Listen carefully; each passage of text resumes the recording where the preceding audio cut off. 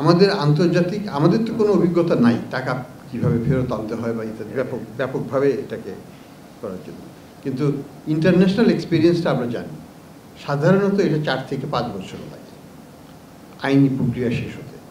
তবে এটার মধ্যে কিছু ইন্টারমিডিয়েট অন্তর্বর্তীকালীন কিছু ব্যবস্থা নেওয়া যায়, যেমন বিদেশে তাদের যে সম্পদ আছে সেই সম্পদকে ফ্রিজ করা যায়, সেটা কিন্তু আপেক্ষিকভাবে বছরখানেকের মধ্যেই করা সম্ভব, আরও কম সময়ে করা সম্ভব যদি আমরা এটাকে প্রপার আইনি প্রক্রিয়া আমাদের দেশে সম্পন্ন করতে হবে, এবং তারপরে এই রিকোয়েস্টটা বিদেশে আমাদেরকে সঠিক প্রণালীতে বিদেশে এটা প্রেরণ করতে হবে রিকোয়েস্টটা, যেটাকে বলি মিউচুয়াল লিগ্যাল অ্যাসিস্ট্যান্স MLA। তো আমরা MLA প্রক্রিয়াতে আছি এখন, আমরা রিকোয়েস্ট পাঠাচ্ছি।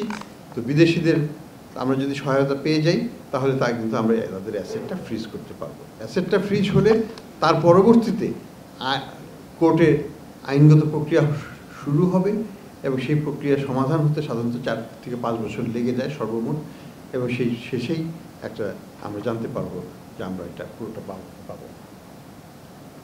এবং এখানে আমাদের যে তথ্য সংগ্রহ, গুণগত মান, এই জিনিসগুলো একটা বড় ভূমিকা রাখবে বিদেশি কোর্টের যে রায়টা হবে সেই রায়ের ক্ষেত্রে।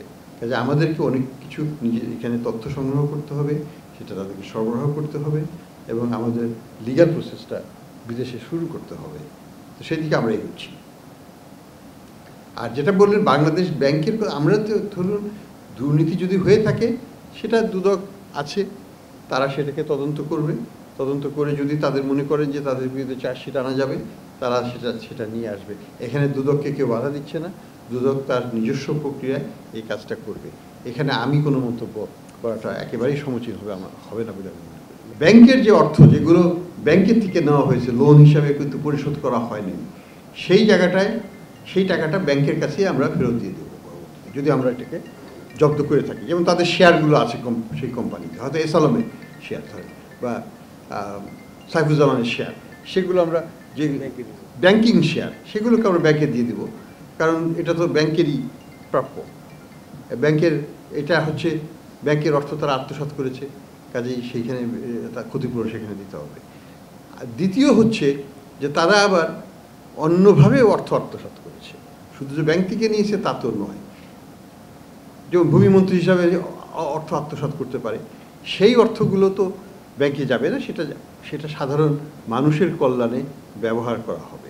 তো সেই জন্য আমি বলছিলাম যে দুইভাবে ব্যবহার হবে। কিছু অর্থ যাবে যেটা ব্যাংক সংক্রান্ত, ব্যাংক সংশ্লিষ্ট, সেটা ব্যাংকিং ক্ষতিপূরণ হিসাবে যাবে, আর যেটা নন ব্যাংকের সাথে সংশ্লিষ্ট নয় কিন্তু সম্পদ অর্জন করা হয়েছে বিভিন্ন অসৎ উপায়ে, সেইগুলো সাধারণ মানুষের কল্যাণে ব্যয় করা হবে।